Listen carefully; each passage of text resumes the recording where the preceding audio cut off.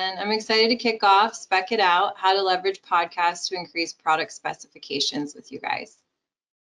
So let's take a look at our learning objectives. We are going to leverage AIA and LEED Podcasts to increase your product specification opportunities. We're going to review how AIA podcasts are cost effective and are a little bit different than traditional online courses. We're going to describe how to develop AIA podcasts and how they can be really impactful learning tools. And we're going to discuss how we get it launched, how we leverage great podcast platforms to create meaningful podcast education points. So, how can podcasts get your product specified? Everyone loves podcasts right now. You know, in the last, I think, 10 years, but especially in the last 4, they have really grown. If you've never used podcasts to increase your product specification, I can help you learn a little bit about it today. A lot of people are starting to develop podcasts in the built environment space. There's more and more great voices of knowledge being shared. A lot of trusted advisors are rising up to the top and sharing their expertise. And we're just creating a wonderful long form discussion. And it's really helping a lot of building product manufacturers, design professionals, sustainability experts all connect. So if you want to make an impact in the industry and build really great relationships without ever having to walk through someone's door, this is a great way to do it. This webinar is for everybody. If you're new to podcasts and you don't know anything about them, that's cool. If you know a lot about podcasting, we're going to teach you a little bit about how we are leveraging this format to make it an educational point for people. So let's get down to the basics. What is a podcast? A podcast is a pre-recorded audio program that can be listened to on demand 24/7. One of the reasons why I love podcasts is because they are accessible always. You can listen to them in your car when you're dealing with traffic, when you're walking your dog, when you're cooking your dinner. It's something that you can always get to without necessarily having to stare at a screen. Podcasts are a little bit like a webinar and a little bit like an online course. And it's also a little bit like having a morning radio show. They're a lot of fun. I got to be honest, I've been producing podcasts for the last couple of years now, and it's really cool to have personalities of the building product manufacturers and the sustainability experts and the great design professionals come on and be themselves and bring their like technical expertise along with their humor and their polish and their poise. And it's a great way for people to kind of demonstrate who they are in this professional space. Design professionals really like podcasts because they're busy. So while they're going through their workday, they can actually tune into a podcast and listen to that while they're doing some of their work. That's one of the reasons why I like it. Sometimes when I'm developing something, I'll listen to a podcast. So it really fits into the busy schedule of a design professional. And let's face it, they're everywhere. Everybody knows who Joe Rogan is now, right? This American Life is an iconic series for sure. There's a lot of really cool content being created in this format, and we have kind of developed our own format in making these things be accredited and also bringing the voice of our industry into it. So one of the biggest challenges that building product manufacturers have is how do they reach the key decision makers? How do they generate leads so that their reps can know who to contact and who might be interested in their building materials? And budget can also be a concern, especially for small and medium-sized manufacturers that don't really have a giant marketing budget. A podcast is a great way to reach a wide audience without having a lot of expenditure attached to it.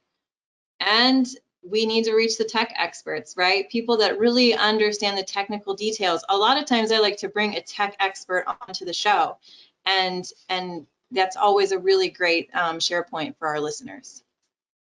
So podcasts do a great job of cutting through the noise. They allow the learner to access the information in their time, in their schedule. They also generate great leads because anybody that took the time to listen to the podcast and take the quiz has some understanding of what you're selling or what your building product material is. So it's a great way to start the conversation with them from the very beginning. All you need really too is a laptop and a microphone and an internet connection. It's really cool how we're able to produce these podcasts and reach such a wide audience. When podcasts really started to take off, it was because of the effects of COVID. Everybody was, we all know, put indoors and put in front of a computer, kids included, and we spent a lot of time on screens. And I think over a period of time, we got screen fatigue. I know that I've had days where I spent 16 hours on a screen just working and working and working. And a lot of people, their eyes are tired, right? Podcasts allow you to get up, go for your walk, and learn and be outside. And I think that that's such a great thing, not only for your, protecting your eyes and being able to learn on your own schedule, but also it allows us to integrate good, healthy habits in our learning process.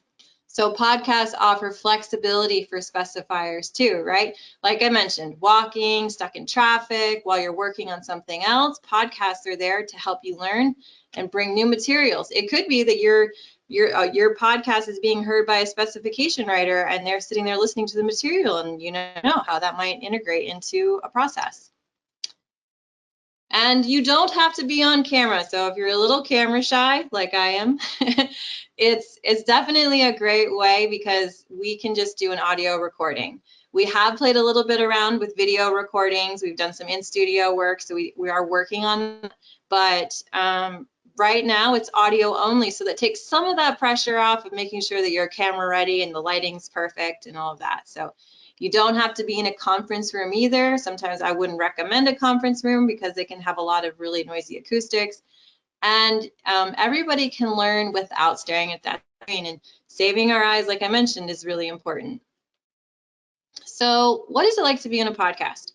When I start a podcast development, right, we sit down and we talk about the questions, and I actually do a lot of listening. I like to get to know the manufacturer, get to know the message of the person that's coming on.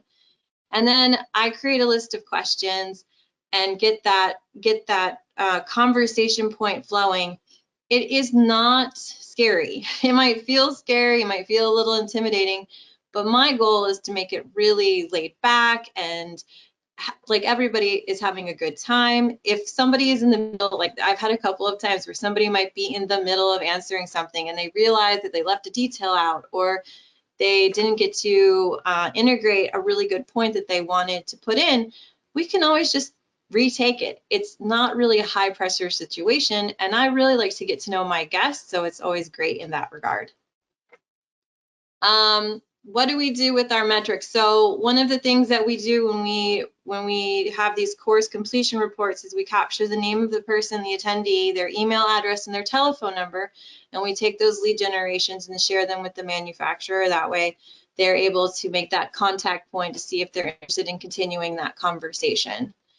We utilize a lot of big name platforms. We work specifically with a company called Buzzsprout, and what we do is we take our content that we created for podcasts, we launch it on Buzzsprout, and what Buzzsprout does is it has a hosting page for us, but it also sends it to the major streamers, so Apple Podcasts, Amazon Music, Spotify, YouTube. And the other thing right now is that we have the podcast on the Ron Blank side. When we first started the podcast, they were not AIA accredited. We really had an interest in creating a conversation point between the design professionals, the building manufacturers, and the sustainability experts. And over the course of a season, we realized that it might actually be something that people could get some great takeaways and HSW credit out of. So we submitted it to AIA and they were approved. And so then what we did at Ron Blank is we built this podcast platform where people could take an online quiz and get credit for listening to the podcast. So it's been really cool to start with Buzzsprout and send the podcast out to these major streaming services, but also to develop it on the Ron Blank side. So the podcast, if you were to produce one with Ron Blank, would go to all these major platforms.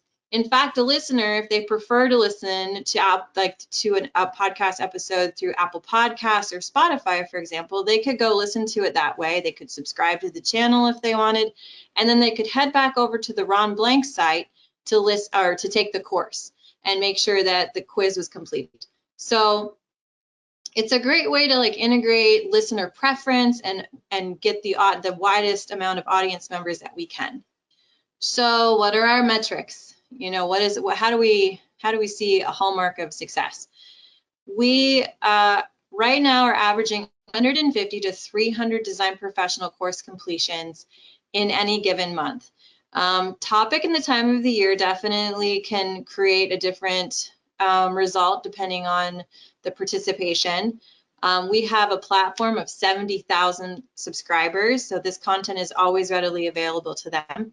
We've been really excited with the metrics. We initially were aiming for a little bit lower, and we were able to see that 150 to 300 course completions in any given month was what we were actually averaging, which was great.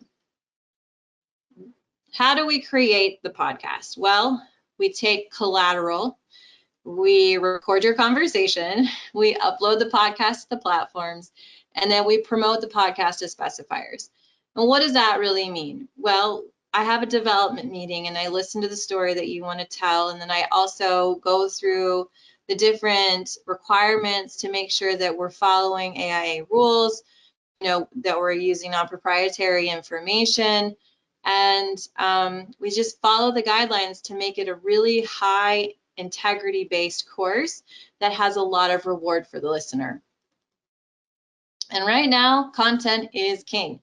And this is 100% the truth, because anytime that you have one piece of content, you can multiply it into lots of pieces of content. You can reshare the podcast. So once you have a produced podcast, you could attach it to the signature of your email.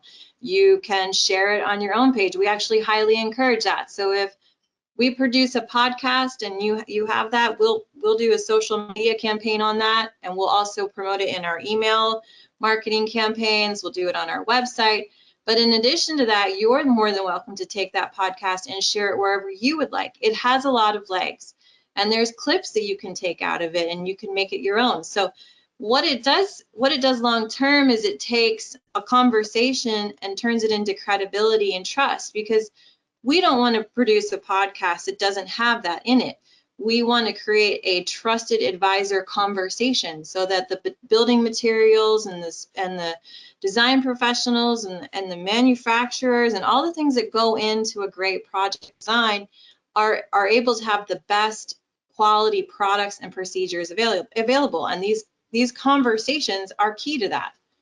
So one of the first things that we work on is a really great title, right? We want to make sure that our listeners are enticed to listen to the conversation and that they can actually get something out of it, right? And so that great title is a great way for listeners to understand that they might have a really great add value moment for it.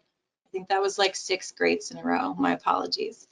So which podcast title do you think specifiers prefer? Skylight and Gravity Vent Solutions, or The Profitability of Healthy Spaces, the business case for designing with light and air? I think the second one is a pretty clear winner. It really talks a little bit more in depth in a very short way on what the podcast would be about, and it gives it a nice artful flair that might draw more listeners to it. At the end of the day, we want to have a conversation that moves the needle. These long form discussions have a lot of great quality to them. There's a lot of great insight that can come out of some of these conversations. I've had really meaningful conversation with sustainability experts, at least 3 or 4, where they're talking about real tangible solutions to sustainability, not greenwashing, not something that is, you know, unattainable for the average manufacturer or the average design professional, but real ways that we can make an impact that matter. We've also had really great conversations about performance and life safety and occupant health. These moments are really important for people to understand, and you know, my background before working in this field was performance and education. So education really matters when it comes to making sure that we're making a difference in the built environment and bringing progress and modernity to the industry. Learning objectives should be SMART, which means specific, measurable, attainable, relevant, and time-bound. It's pretty clear and cut and dry. We want to avoid too many objectives. When we create learning objectives, we want to use 4 very strong verbs at the beginning to just compel the learner that they're going to have some amazing takeaways from the conversation. We're going to use Bloom's taxonomy, which is the way that we scaffold knowledge and the learning experience. Like I said earlier, we have a development meeting prior to the podcast recording, and from that conversation, I develop about 25 questions, and anybody that's a guest on the show, I share those questions ahead of time. Some people will take those questions and turn it into a 30-page essay response, and that's for them, not for me. In fact, I often don't know what you're going to say. I don't want to know what anybody is going to say. I want to have it be like kind of a surprise and an organic conversation. But I've found that some people's methods, they love to have a great, thorough response typed out, written out, and be ready to go. Some people are like, don't send me the questions at all. I don't want to know at all. I want to be surprised, which I think is also interesting. So every podcast has a different approach. Every guest has a different method that they like to use. And when we do development, I just work with that. I'm great at accommodating the way that somebody likes to work and making sure that they get to be the most comfortable in the environment as we're doing this podcast recording. We do like to discuss the challenges involved with the specific division, the material, how it integrates, what the installation is like, what people have seen in the industry overall. Really, at its heart, this podcast came out of the fact that prior to doing the podcast, I was a lead instructional designer. So I would sit with building product manufacturers 4 or 5 times a week, and I would listen to their stories, and I was like, these people are remarkable. What they create is remarkable. What they see and the change that they have in the industry is really amazing. More people should hear them. More people should have a discussion with them. And Brad Blank, the co-producer, actually put the podcast up, and he said, let's do this thing. Let's make it roll. And it really became something where the knowledge base that all of these experts in the field have gets to be shared through the podcast platform, and we're really, really excited about that opportunity for people to be heard and for their knowledge to be shared. We don't want it to be overly technical in the fact that it would be unreachable, but really great technical knowledge is shared here, and we're really excited about it. So for AIA HSW podcast credit, 75% of content must relate to HSW topics. We have to create generic information, which means it cannot be proprietary. There is a portion at the end that we can create where it's the end of the educational portion, but we must stick to that rule. AIA is accepted for mandatory state CE, and 100,000 AIA members need 18 hours of CE credits a year. There are also LEED podcasts. We produce some of those as well. We have a LEED specific hour podcast that we're quite proud of. It's a great conversation. 100,000 LEED professionals require continuing education. LEED APs need 30 hours of continuing ed, and LEED podcasts generate massive leads for anybody that has a product or a genre that they'd like that is LEED focused. So there are other designations that you can look at: WELL AP, ADA, IDCEC. All of these we can register a podcast course with, and that's just an added bonus to the conversation and to the credibility available in the podcasts. Here's a look at our Buzzsprout page. This is the landing page for Spec Shaman. This is what people would see when they go to the Buzzsprout page. It looks just like this. All of the episodes are listed in that top taskbar menu. They can click to any of the icons on the right and go stream from their favorite podcast platforms. They can also follow, subscribe, all of those things. Here's an example of a great podcast that's currently underway, The Blueprint of Outdoor Living. Jeff Sarovi are the architectural sales manager for Keylink, and Jason Fora, VP of marketing development for Wolf Home Products, had this great vision to do a year-long series where they brought in different industry experts over the course of about 10 episodes, and it's really exciting. We get to talk about outdoor living and all of its codes, requirements, new materials, transformation in spaces. It's a really great thing, and they had a great vision for it. It doesn't have to be just one podcast. It can be a whole series. You can collaborate with other members in your field. we're open to any production opportunities that you think would be great. Here's an example of one of the questions that we would ask in a podcast. And this is what it looks like on the Ron Blank side when you look to start the quiz. They have to take 10 questions, multiple choice, and there has to be a pass rate of 80%. It's pretty simple. There is a great benefit in partnering with an education provider. We help to create the questions. We do the objectives. We help to submit for registration. We host the podcast on our platform and all the major subscribers, and we edit it for distribution, and we launch it on the major streaming platforms. We also send the LEED reports monthly and then give you access as well. And we manage the project from the start to the end. And we really enjoy being a partner with the people that are interested in producing these podcasts. We've created great friendships with a lot of the people that have joined the podcast. And podcasts really do, this is really true in the mission of trying to have a conversation about a building material or a sustainability initiative or an ADA compliance. Podcasts are really get right to the heart of the conversation, right? It helps with budget because it doesn't create a whole lot of overhead. The technology is there, and it's a great return on investment because for the production time, it doesn't really take a whole lot. There's not a lot of like feedback cycles and different revisions. It's essentially a good conversation that we get to do and develop, for not a lot of time.